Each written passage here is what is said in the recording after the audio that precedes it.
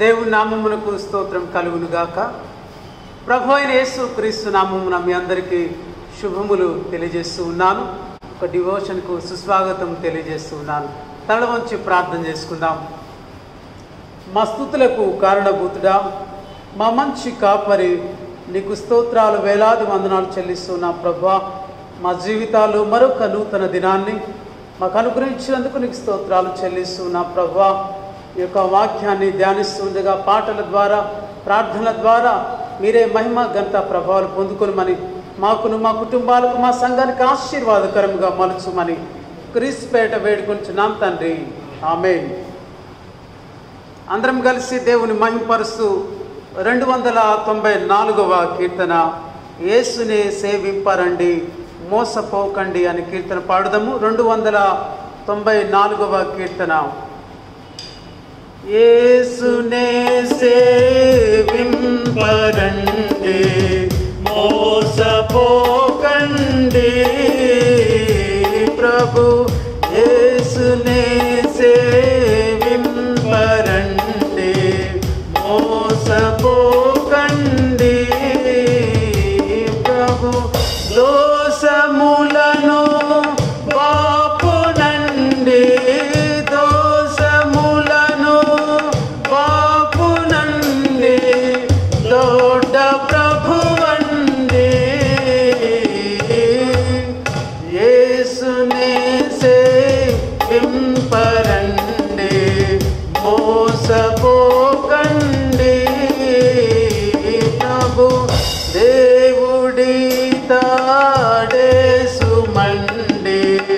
దిగులు పడకండి, మన చావునుంది లేచెనండి, చావునుంది లేచెనండి, జీవమితడండి, ప్రభు యేసునే సేవింపరండి మోసపోకండి, ప్రభు పాపులను ప్రేమించెనండి, ప్రాణమిడెనండి, ప్రభు దాపు చేరి వేడరండి, దాపు చేరి వేడరండి, దయామయుడండి, ప్రభు యేసునే సేవింపరండి మోసపోకండి, ప్రభు నరక బాధ నుండెనండి, నరుల కొరకండి, ప్రభు దురితములను బాపునండి, దురితములను బాపునండి, దుఃఖపడకండి, ప్రభు యేసునే సేవింపరండి మోసపోకండి, ప్రభు. ప్రియమైన సంఘము, మరొకసారి మనందరినీ ప్రేమపూర్వకంగా ఈ యొక్క ధ్యానమునకు ఆహ్వానిస్తూ ఉన్నాను. నేడు మన ధ్యానమునకు ఏర్పాటు చేయబడిన లేఖన భాగములు రాజులు మొదటి గ్రంథము 6వ అధ్యాయము 1 నుంచి 22 వచనాలు, పరిశుద్ధుడైన మత్తయి వ్రాసిన సువార్త 22వ అధ్యాయము 15 నుంచి 46 వరకు మరి ఏర్పాటు చేయబడిన లేఖన భాగాలను మనం ధ్యానం చేద్దాం. ఈరోజు మనం ఏర్పాటు చేసుకున్నటువంటి అంశము చిక్కు ప్రశ్నలు, చక్కని సమాధానాలు. చిక్కు ప్రశ్నలు, చక్కని సమాధానాలు, రిడిల్స్ అండ్ గుడ్ ఆన్సర్స్ ఈరోజు మనం ధ్యానం చేయబోతున్నాం. ప్రియమైన సంఘమ, ధ్యానంలోనికి వెళ్ళకముందు నేడు డోర్నకల్ అధ్యక్ష మండలంలో ఒక ప్రత్యేకమైనటువంటి దినముగా మనం చెప్పవచ్చు. దక్షిణ ఇండియా సంఘములో ఒక ప్రాముఖ్యమైనటువంటి దినము. ఈరోజు బిషప్ బిఎస్ అజరయ్య తండ్రి గారి యొక్క జన్మదినమును మనం జ్ఞాపకం చేసుకొని ఉన్నాం. వారు ఆగస్టు 17వ తారీఖున జన్మించారు. వారు భారతదేశంలో మొట్టమొదటి ఇండియన్ బిషప్గా వారు పట్టాభిషేకం చేయబడ్డారు. డోర్నకల్ అధ్యక్ష మండలానికి ప్రప్రథమ బిషప్గాను, ఫస్ట్ ఇండియన్ ఇవాంజలిస్ట్ అని చెప్పబడుతున్నాడు. ప్రథమ భారతీయ స్వార్థికుడుగా పనిచేసినటువంటి గొప్ప వ్యక్తిగా మనము వేద నాయకం శామ్యుల్ అజరే తండ్రి గారిని మనం జ్ఞాపకం చేసుకుంటూ ఉన్నాం. వీరు 1909వ సంవత్సరములో యాజకుడిగా అభిషేకించబడ్డటువంటి బిఎస్ అజరే తండ్రి గారు 1912లో డిసెంబర్ 29వ తారీఖున సెయింట్ పాల్స్ కెథీడ్రల్ కలకత్తాలో పీఠాధిపతులు బిషప్గా పట్టాభిషేకం చేయబడ్డారు. సెయింట్ మేరీస్ సంఘముతో ఉన్న అనుబంధం ఏమిటి అని మనం చూసినట్లయితే ఆ రోజుల్లో కెథీడ్రల్ డోర్నకల్లో లేదు కనుక 1913 జనవరి 8వ తారీఖున బిషప్ బిఎస్ అజరే తండ్రి గారిని ఇదే సెయింట్ మేరీస్ సంఘములో ఖమ్మములో వారిని బిషప్గా ఇన్స్టాలేషన్ చేయడం జరిగింది. ఎంతో గొప్ప స్వార్థే ఊపిరిగా కలిగినటువంటి దైవ సేవకులు, గొప్ప సేవ, ఎనలేని సేవ చేశారు. అందుకే ఆ రోజుల్లో తెలుగు ప్రజల మధ్య గొప్ప సేవను చేశారు. ఈరోజు మనము తెలుగు ప్రజల్లో, తెలుగు రీజియన్లో 6 అధ్యక్ష మండలాలను చూడగలుగుతున్నాం. వారు కట్టినటువంటి వారి యొక్క దర్శనము అద్భుతమైనటువంటి ప్రత్యక్ష మహాదేవాలయం కెథీడ్రల్ను నిర్మించారు. వారు చేసినటువంటి సేవలను 3 దశాబ్దాలకు పైగా వారు చేసినటువంటి సేవలు మరువలేనివి. లక్షల ఆత్మలను ప్రభువు కొరకు సంపాదించారు. స్వార్థే ధ్యేయంగా, స్వార్థే ఊపిరిగా, ఒక శ్రామికుని వలె, ఒక సైనికుని వలె నిరంతరము శ్రమపడ్డా వారు చేసినటువంటి ఆ కృషే ఈరోజు మనము ఫలాలు అనుభవించగలుగుతున్నాం. అటువంటి గొప్ప బిషప్ గారిని ఈరోజు మనం జ్ఞాపకం చేసుకుంటూ వారి జీవితాన్ని బట్టి దేవునికి కృతజ్ఞతాస్తుతులు చెల్లిస్తున్నాను.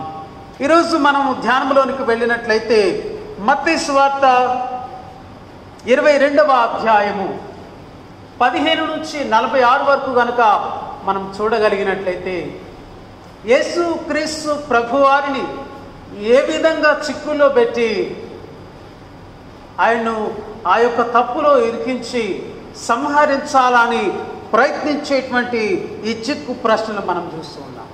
వాస్తవంగా లెంట్ సీజన్లో పరిశుద్ధ వారంలో 2వ రోజు చిక్కు ప్రశ్నలు అనేటువంటి అంశం మీద మనం ధ్యానం చేసుకుంటూ ఉంటాం. కానీ ఈరోజు మనకి ఇచ్చినటువంటి అంశాన్ని చూస్తే ఈ మత్తయి సువార్త 22వ అధ్యాయంలో మనము ఏ విధంగా ప్రభువును చిక్కులో పడవేయాలని కపట వేషముతో, మాయోపాయంతో, కుయుక్తితో ప్రభు యొద్దకు వచ్చారో మనం చూస్తున్నాం. 3 ప్రశ్నలు ప్రభువును అడిగినట్టుగా చూస్తూ ఉన్నాం. మొదటి ప్రశ్న, ప్రభు యొద్దకు పరిసయ్యులు, హేరోదీయులు వచ్చినట్టుగా చూస్తున్నాం. 2వ ప్రశ్న, సద్దుకయ్యులు వచ్చి ప్రభువును అడుగుతున్నారు. 3వ ప్రశ్న, ధర్మశాస్త్రోపదేశకుడు ప్రభువును అడుగుతున్నాం.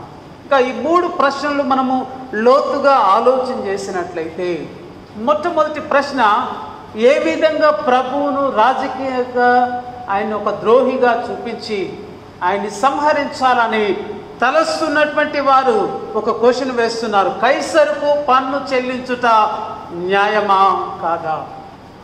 మనం 3 సువార్తల్లో ఈ యొక్క మాటను, ఈ యొక్క ప్యాసేజ్ను మనం చూడగలం. మత్తయి సువార్త 22వ అధ్యాయం 15 నుంచి 22 వరకు, మార్కు సువార్త 12వ అధ్యాయం 13 నుంచి 17, లూకా సువార్త 20వ అధ్యాయం 20 నుంచి 26 వరకు 3 సువార్తల్లో ఈ సంఘటన మనం చూడగలం. వాస్తవంగా ప్రభు యొద్దకు వచ్చి ప్రశ్న అడిగింది పరిసయ్యులను, హేరోదీయులను ప్రభు యొద్దకు వస్తున్నట్టుగా చెడుతనముతో, వేషధారణతో ప్రభువును శోధిస్తూ ఏ విధంగా చిక్కులో పడవేయాలని తలస్తూ వారు వస్తున్నారు. వాస్తవంగా పరిసయ్యులు, హేరోదీయులు విరుద్ధ భావాలు కలిగినటువంటి వారు, విరుద్ధ స్వభావం కలిగినటువంటి వారు. పరిసయ్యులు యూదా మతస్థులు ఎంతో ప్రతిష్టతో తమ్మును తాము ప్రత్యేకించుకొని దేవుని కొరకు జీవించేవారు పరిసయ్యులు. హేరోదీయులు వీరి యొక్క రాజకీయ తెగ, ఒక పొలిటికల్ వర్గం అని చెప్పవచ్చు. హేరోదును ప్రోత్సహిస్తూ తమ యొక్క రాజకీయ బలమును పెంచుకునేవారు హేరోదీయులు. కానీ ఒక విషయంలో వారిద్దరే ఏకమయ్యారండి. వాస్తవంగా వారి యొక్క స్వభావం, వారి యొక్క సిద్ధాంతాలు, వారి యొక్క ఆలోచన ఎప్పుడు భిన్నంగా ఉండేది. కేవలము యేసు క్రీస్తును చంపడానికి, సంహరించడానికి వారిద్దరే ఏకమయ్యారు. చాలాసార్లు మంచి కార్యం చేయటానికి మనం ఎప్పుడు ఐక్యత ఉండదండి. ఒక చెడు కార్యాన్ని చేయటానికి ఈ పరిసయ్యులు, హేరోదీయులు ఏకమవుతున్నట్టుగా చూస్తున్నాం. మంచి కార్యాన్ని తలపెట్టలేనటువంటి హృదయం కలిగిన వారు ఎందరో ఉన్నారు. ఇక్కడ హేరోదీయులు, పరిసయ్యులు ప్రభు యొద్దకు వచ్చి వేస్తున్నటువంటి ప్రశ్న ఏమిటంటే, కైసరుకు పన్ను చెల్లించుట న్యాయమా కాదా? వాస్తవంగా ఈ యెరూషలేము ప్రాంతంలో జీవించేవారు, హేరోదు యొక్క పరిపాలనలో ఉండేటువంటి వారందరూ కూడా రోమా సామ్రాజ్యం కిందకి వస్తారు కనుక వారు చెల్లించాల్సినటువంటి పన్నులు వారికి తెలుసు. మొట్టమొదటిది వారు దేవాలయ పన్ను కట్టాలి, టెంపుల్ ట్యాక్స్. రెండవది రోమన్ ట్యాక్స్ కట్టాలి వారు. మూడవది హేరోదీయులకు స్థానికమైనటువంటి ప్రతి పన్ను వారు చెల్లించాలి. ఇది యథావిధిగా జరిగేదే. కానీ ప్రభువును ఏ విధంగా ఇరుకులో పెట్టాలి? ఇక్కడ పరిసయ్యులు, యూదులైనటువంటి వీరు రోమా సామ్రాజ్యం కింద, రోమన్స్ యొక్క అధికారం కింద ఉండటానికి ఇష్టపడని వీరు, ప్రభు ఒకవేళ యూదులకు, పరిసయ్యులకు అనుకూలంగా చెప్తాడా? ఒకవేళ పరిసయ్యులకు అనుకూలంగా చెప్తే రాజద్రోహం చేసిన వాడుగా ఉంది, ఆయన రాజద్రోహిగా ముద్ర వేద్దాం. ఒకవేళ రోమీయులకు ఆ ట్యాక్స్, కైసరుకు పన్ను చెల్లించాలని కనుక చెప్పితే ఆయన యూదులకు వ్యతిరేకంగా మాట్లాడుతున్నాడని ఆ విధంగా ఆయన మీద ముద్ర వేయటానికి ప్రయత్నిస్తున్నారు. చూసారా? అందుకే కీర్తనలో 55వ సంకీర్తన 21వ వచనం చెప్పబడుతుంది. మాటలు ఎలా ఉంటాయంటే, చమురు కంటే నునుపైనవి, కానీ అవి వరదీసిన కత్తులుగా ఉంటున్నాయి. చక్కగా ప్రభు దగ్గరకు వస్తున్నారు. అయ్యా, నువ్వు సత్యవంతుడివి, మొహమాటం లేనివాడివి, నువ్వు యథార్థంగా చెప్తావు, ఎవరిని లెక్క చేయవు. ఎంతో చక్కగా పొగుడుతూ వారు వేసేటువంటి ప్రశ్నలు. అందుకే అంటున్నాడు, మాటలు చమురు కట్టే నునుపైనవి, కానీ వారి హృదయం అంతా కూడా వరదీసినటువంటి కత్తులులాగా ఏ విధంగా ఆయన్ని సంహరించుదామని. ఇక ప్రభు ఏనాడు కూడా అధికారులకు వ్యతిరేకంగా ఉండమని ప్రభువు చెప్పలేదు. ఇక మత్తయి సువార్త 17వ అధ్యాయం 24 నుంచి 27 చూసినట్లయితే, అక్కడ పన్ను వసూలు చేసేవారు ప్రభు యొద్దకు వస్తూ పేతురుని అడుగుతున్నారు, మీ ప్రభు అరశెకెలు చెల్లించడా పన్ను? అక్కడ పేతురు ప్రభు సెలవిచ్చినట్టుగా వెళ్ళి ఒక షెకెల్ ఇద్దరి పక్షమున పన్ను చెల్లించినట్లు చూస్తున్నాం.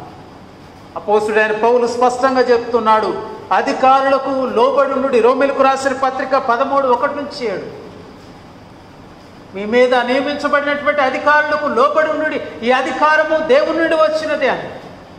అందుకే ఎవనికి పన్ను చెల్లించాలో వానికి పన్ను, ఎవనికి సుంకము చెల్లించాలో వానికి సుంకము చెల్లించుడి అని పౌలు గారు స్పష్టంగా సెలవిస్తున్నాడు. ఇక్కడ ప్రభువు కూడా వారి హృదయాలను ఎరిగి ప్రభు చెప్పినటువంటి మాట, ఒక దేనారము, ఒక నాణెము నాకు చూపించుదన్నాడు. హృదయ తలంపులు ఎరిగినటువంటి ప్రభు వారికి చక్కటి సమాధానాన్ని ఇస్తున్నాడు. ఆ నాణ్యమును చూస్తున్నాడు ప్రభు. వారిచ్చినటువంటి నాణ్యం మీద ఉన్నటువంటి రూపము ఒక దేనారం, దాని మీద ఉన్నటువంటి రూపము కైసరు రూపాన్ని చూస్తున్నారు.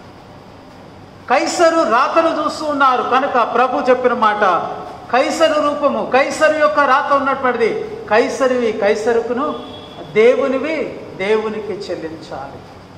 ఎవరికి ఏది చెల్లించాలో అది చెల్లించాలని ప్రభు స్పష్టంగా సెలవిస్తున్నాడు. ప్రియమైన సంఘమా, మరి వారు ప్రభువుని చిక్కులు పెట్టాలని తలంచారు, కానీ ప్రభు వారికి సరి అయినటువంటి సమాధానాన్ని ఇచ్చి వారి నుంచి ఏ విధంగా ఆ యొక్క సమస్య నుంచి తొలగిపోయాడో మనం చూడగలుగుతున్నాం.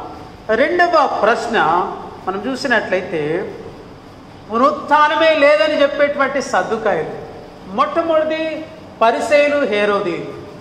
రెండవ తెగ సద్దుకాయలు వస్తున్నారు. ఈ సద్దుకాయలు పునరుత్థానమే లేదని అంటారు, పునరుత్థానాన్ని నమ్మరు. వీరు వాక్యములు వారికి నచ్చిందే వారు గ్రహిస్తారు. అందుకే ప్రభు యొద్దకు వచ్చి వారు చెప్తున్నారు, అయ్యా మోషే ధర్మశాస్త్రములు ఈ విధంగా రాయబడ్డది కదా, ఒక పురుషుడు ఒక స్త్రీని చేసుకొని పిల్లలు లేకుండా చనిపోతే అతని సహోదరుడు వివాహం చేసుకోవాలి, పిల్లలను తన కొరకు పుట్టించాలి కదా. మోషే ధర్మశాస్త్రాన్ని వారు చెప్తూ ఉన్నారు. అంటే వారికి కావాల్సిందే వారు గ్రహిస్తారు. చాలామంది వాక్యాన్ని ఎంతవరకు కావాలో తమకు ఇష్టమైనదే చదువుతారు. చాలాసార్లు వాగ్దానాలు ప్రామిస్ విత్ కండిషనల్ ప్రామిసెస్ మనం చూడం. ఒక వాగ్దానం చూసుకుంటూ దేవుడు నాకు వాగ్దానం ఇచ్చాడని సంతోషపడతాం. ఇక్కడ వీరు కూడా వీరికి అవసరమైనటువంటి మాటలే ఎత్తి ప్రభుతో మాట్లాడుతున్నారు. ఒక స్త్రీ ఒక పురుషుడిని చేసుకుంది, అతని పిల్లలు లేకుండానే చనిపోయాడు. అతని తర్వాత అతని సహోదరుడు, అతని తర్వాత రెండోవాడు, మూడోవాడు, వరుసగా 7 చనిపోయారు. పునరుత్థానమందు ఈమె ఎవరికి భార్యగా ఉంటుంది? ప్రియమైన దేవుని బిడ్డలారా, పునరుత్థానం అంటేనే ఏంటో ఎరగనటువంటి వీరు, పునరుత్థాన శక్తిని ఎరగనటువంటి వీరు, పునరుత్థానములో ఎలా ఉంటారో గ్రహించలేనటువంటి వీరిని ప్రభు స్పష్టంగా సెలవిస్తున్నాడు. అందుకే అన్నాడు, మీరు లేఖనములను కానీ దేవుని శక్తిని కానీ ఎరుగక పొరబడుచున్నారు. చాలాసార్లు దేవుని యొక్క శక్తిని ఎరుగక, లేఖనాలను పూర్తిగా అవగాహన చేసుకోకుండా అనేకమైనటువంటి ప్రశ్నలు మనం వేస్తూ ఉంటాం. వాక్యాన్ని పూర్తిగా అర్థం చేసుకోవాలి. దేవుని యొక్క శక్తిని మనం అర్థం చేసుకోవాలంటే దీన్ని మనం చక్కగా ధ్యానం చేయాలి. ఈ పరిసయ్యులు కూడా వారికి కావలసినటువంటి ధర్మశాస్త్రంలో కొన్ని మాటలే తీసుకొని ప్రభువుని ప్రశ్నిస్తూ ఉన్నారు. పూర్తిగా చదవడానికి ఇష్టపడని వారు, పూర్తిగా అవగాహన చేసుకున్నటువంటి వారు. అందుకే ప్రభు చెప్పినటువంటి మాటతో వారు వెనకకు వెళ్ళిపోతున్నారు. మూడవది, ధర్మశాస్త్ర ఉపదేశకుడు వస్తున్నారు.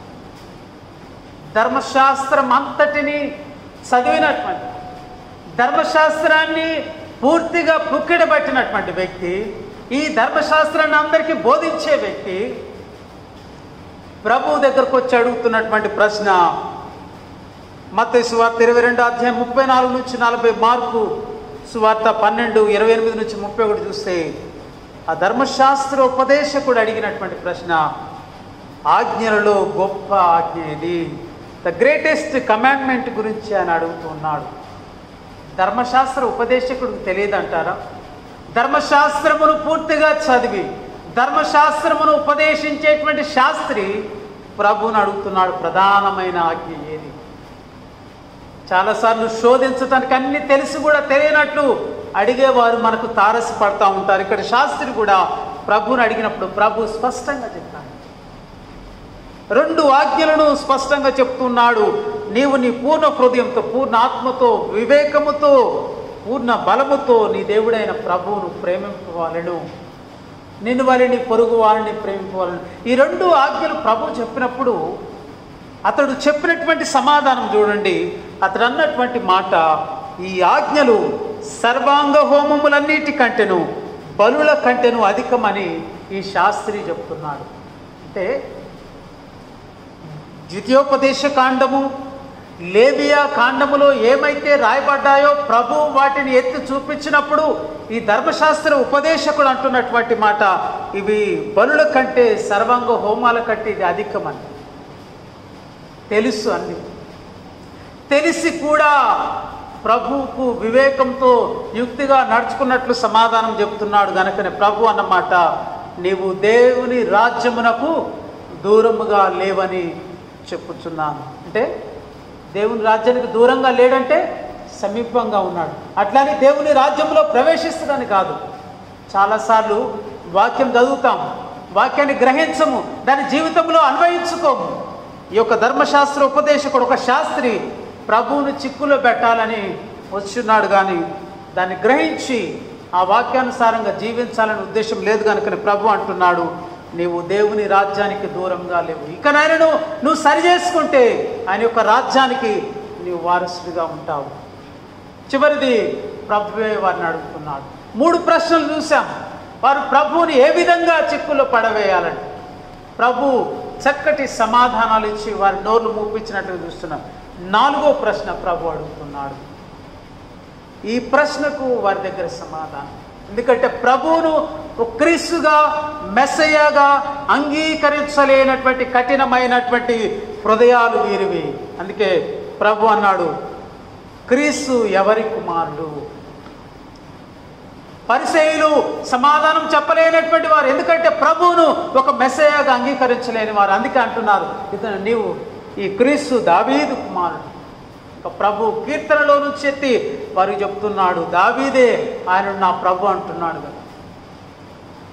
ఇంకొక మారు ప్రభు వేసినటువంటి ప్రశ్న, యోహానిచ్చు బాప్తీసము ఎక్కడి నుండి వచ్చినది? అది పైనుండి వచ్చినదా, ప్రజల వలన కలిగినదా? సరే, ప్రభు వేసినటువంటి ప్రశ్నలకు వారు సమాధానం ఇవ్వలేనటువంటి స్థితిలో ఉన్నారు కనుక వారి నోర్లను ప్రభు మూయించాడు.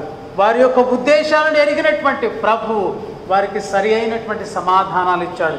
ఈరోజు మనకు కూడా ఒక ప్రశ్న వస్తుంది, ఒకవేళ ఇటువంటి పరిస్థితుల్లో శోధించటానికి, మనం కూడా ఆ శ్రమలో ఇరికించడానికి ఒకవేళ ప్రశ్న వేస్తే మనం ఏం సమాధానం చెప్పాలనేటువంటి భయం మనలో ఉంటే దేవుని వాక్యం స్పష్టంగా సెలవిస్తుంది. మత్తయి సువార్త 10వ అధ్యాయం 19వ వచనంలోను, లూకా సువార్త 12వ అధ్యాయం 11వ వచనంలో, ఒకవేళ మిమ్మల్ని సమాజ మందిరంలోను తీసుకువెళ్ళి అధికారుల యొద్ద నిలబెట్టి మిమ్మల్ని ఏ ప్రశ్న అడిగినా మీరు భయపడవద్దు. ఇక్కడ చెప్పబడుతుంది ఏంటంటే, ఏమి ఉత్తరం ఇచ్చేదమ్మా, ఏమి మాట్లాడేదమని చింతింపకుడి, మీరేమి చెప్పవలసినది పరిశుద్ధాత్మ ఆ గడియలోనే మీకు నేర్పును.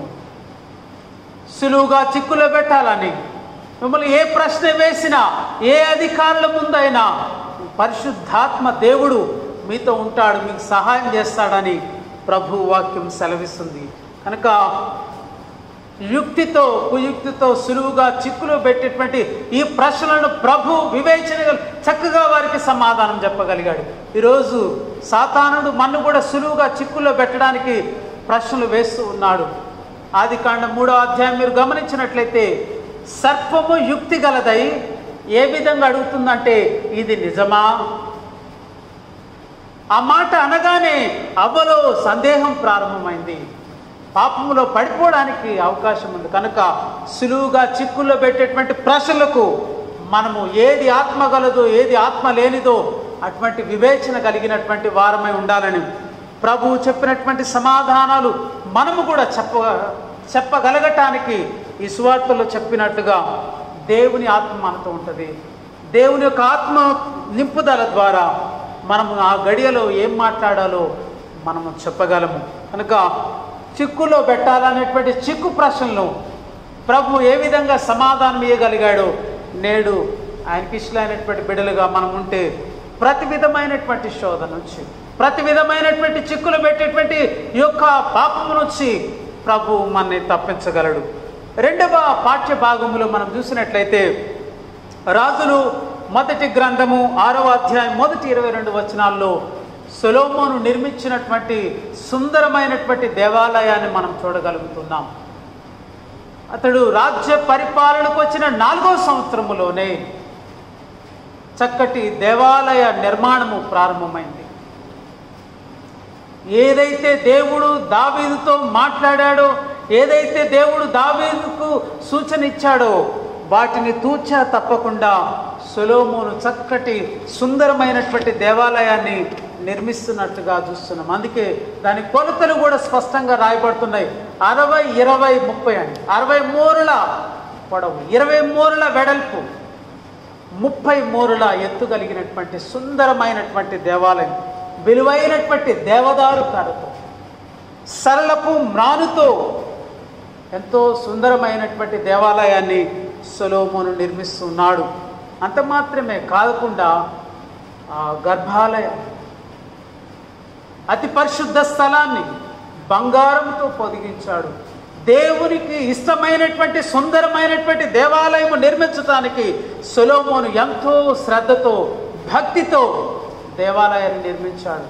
ఈరోజు మనము దేవాలయం నిర్మించటం అంటే దేవుని యొక్క ఉద్దేశము ఆ దేవాలయం ఆ యొక్క సన్నిధి పట్ల నెరవేర్చబడాలి. అందుకే దేవుడు సొలొమోనుతో మాట్లాడుతున్నాడు. మొదటి రాజుల 6:12 చూస్తే, ఈ మందిరము నీవు కట్టించుచున్నావే, నీవు నా విధులు, నా కట్టడలు, నా యొక్క ధర్మశాస్త్రం నీవు అనుసరిస్తే నేను నీ తండ్రితో చేసినటువంటి నిబంధన, ఆ వాగ్దానాన్ని నీ పక్షంగా స్థిరపరుస్తానంటున్నాడు. అంత మాత్రమే కాకుండా నా జనులైన ఇశ్రాయేలులను విడిచిపెట్టక వారి మధ్య నివాసం ఉంటానని ప్రభు సెలవిస్తూ ఉన్నాడు. కనుక మన ఉద్దేశాలు మన యొక్క ఇష్టానుసారమైన నిర్మాణాల్లో పెట్టకుండా ప్రభు యొక్క ఉద్దేశం నెరవేర్చబడే విధంగా సొలొమోను మహారాజు అయినప్పటికీ దేవాలయ నిర్మాణములో ఎంతో ప్రాధాన్యత వహించాడు, ఎంతో జాగ్రత్త వహించాడు. దేవునికి ఇష్టమైనటువంటి చక్కటి సుందరమైనటువంటి దేవాలయాన్ని నిర్మిస్తూ దానంతటి కూడా మేలిమి బంగారంతో పొదిగిస్తున్నట్లుగా చూస్తున్నాం. ప్రియమైన సంగమ, ప్రభు మన యొక్క ఆసక్తిని చూస్తున్నాడు, ప్రభు మన మనసును చూస్తున్నాడు. అహంకారంతో కట్టినటువంటి బాబేలు గోపురము సగములోనే ఆగిపోయింది కదా, కానీ దేవునికి ఇష్టానుసారంగా కట్టినటువంటి సొలొమోను దేవాలయము చరిత్రలో నిలిచిపోయింది. ఈరోజు మనం చేస్తున్నటువంటి కార్యము దేవునికి ఇష్టమైనటువంటి కార్యముగా, దేవుడు దీవించినటువంటి కార్యముగా, దేవుడు నివసించేటువంటి కార్యముగా ఉండాలని అనేకులు దేవాలయాలు నిర్మిస్తున్నారు. కానీ ఆ దేవాలయం ద్వారా దేవుని చిత్తము నెరవేరబడుతుందో లేదో గ్రహించాల్సినటువంటి వారమై ఉన్నామని ప్రభు వాక్యం మనతో మాట్లాడుతుంది. కనుక మనం చేసేటువంటి ప్రతి కార్యము దేవునికి ఇష్టమైనదిగా చేసినప్పుడు సులువుగా చిక్కులు పెట్టే ప్రతి చిక్కు నుంచి, ప్రతి సమస్య నుంచి, ప్రతి పాపం నుంచి దేవుడు మనల్ని విడుదల చేయగలడు. అటువంటి పరిశుద్ధాత్మ నడిపింపు మనందరికీ అనుగ్రహించునుగాక. ఆమేన్. తలలు వంచి ప్రార్థన చేసుకుందాం. మా గొప్ప తండ్రి, నీకు స్తోత్రాలు, వేలాది వందనాలు చెల్లిస్తూ ఉన్నాం ప్రభువా. ఈరోజు నీ వాక్యము మాతో మాట్లాడుతుంది మా ప్రభువా. సులువుగా నిన్ను చిక్కులో పెట్టాలని ప్రభువా. పరిసయ్యులు, హేరోదీయులు, శాస్త్రులు ప్రభువా, సద్దుకాయలు నీ దగ్గరకు వచ్చిన ఆయన చిక్కు ప్రశ్నలు వేసి నాయన నిన్ను ఏ విధంగా సంహరించాలా అని వారు చేస్తున్నటువంటి కుయుక్తి, కపటమైనటువంటి వారి యొక్క మనస్సును మేము చూడగలుగుతున్నాం. ఈ లోకములో నాయన మేము కూడా సులువుగా చిక్కులో పడేటువంటి ప్రతి పాపము నుంచి, ప్రతి సమస్య నుంచి మేము విడుదల పొందాలంటే నీ వైపు చూడాలి, నీ యొక్క ఆత్మశక్తిని మేము పొందుకోవాలని వాక్యం సెలవిస్తుంది. అవును నాయన, నీ యొక్క చిత్తాన్ని నెరవేర్చిన సొలొమోను ప్రభు దేవాలయం నిర్మాణంలో ఎంతో శ్రద్ధ కలిగి ఎంతో భక్తితో నిర్మించిన ఆ దేవాలయం నిజమే ప్రభు. మేము చేసే కార్యములో ప్రతి పనిలో భక్తితో శ్రద్ధతో నిన్ను మహింపరిచే వారు ఉన్నట్లు సహాయం చేయండి. ఈ సమయంలో మా ప్రభు మా యొక్క సంఘము కొరకు ప్రార్థిస్తున్నాం నాయన. అనారోగ్యంతో బాధపడుతున్నవారు, ఆర్థిక సమస్యలతో బాధపడుతున్నటువంటి వారు, ఇరుకులో, ఇబ్బందులు, కష్టాల్లో, కన్నీటితో ఉన్నటువంటి వారు ప్రభువా, ఈ కరోనా మహమ్మారితో అనేకులు అనారోగ్యంతో బాధపడుతుండగా వారిని ముట్టి స్వస్థపరచండి. మా పట్టణమును, రాష్ట్రమును, దేశమును, అధికారులు, ప్రభుత్వాన్ని మీరు దీవించండి నాయన. మా యొక్క సంఘాలను, డోర్నకల్ అధ్యక్ష మండలమును, దక్షిణ ఇండియా సంఘం అంతటిని ఆశీర్వదించమని ఈరోజు మా ప్రభువా ఆగస్టు 17వ తారీఖున నాయన మా యొక్క డోర్నకల్ అధ్యక్ష మండల ప్రప్రథమ బిషప్ తండ్రి గారిని, బిఎస్ హజరే తండ్రి గారిని మీకు జ్ఞాపకం చేసుకుంటూ వారి సేవలను బట్టి మీకు స్తోత్రాలు చెల్లిస్తూ ప్రభువా మమ్మును ఈ యొక్క ప్రార్థనలు ఏకీభవిస్తున్న ప్రతి బిడ్డను దీవించి ఆశీర్వదించమని క్రీస్తుపేట ప్రార్థించి వేడుకుంటున్నాం తండ్రి. ఆమేన్. మన ప్రభు అయిన యేసు క్రీస్తు కృప, తండ్రి అయిన దేవుని ప్రేమ, పరిశుద్ధాత్మ సహవాసము, సకల దీవెనలు, ఆశీర్వాదాలు మీ అందరికీ ఇప్పుడు ఎల్లప్పుడూ తోడయుండును గాక. ఆమేన్.